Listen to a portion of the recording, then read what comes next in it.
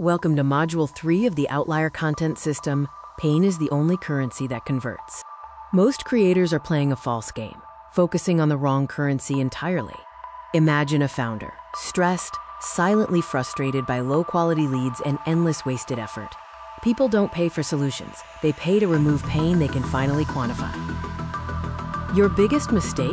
Talking about vague outcomes instead of specific, costly consequences. Picture the endless cycle.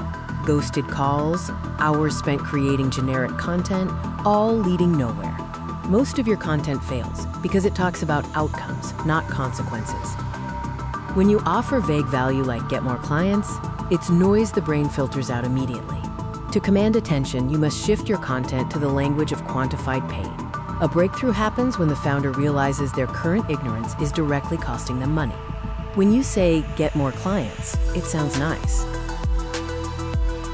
But when you say you're losing $10,000 per month because your pipeline has no filtration, it becomes real. Quantifying the pain turns a vague problem into an urgent financial imperative. Understanding this distinction is the secret to commanding the premium attention market.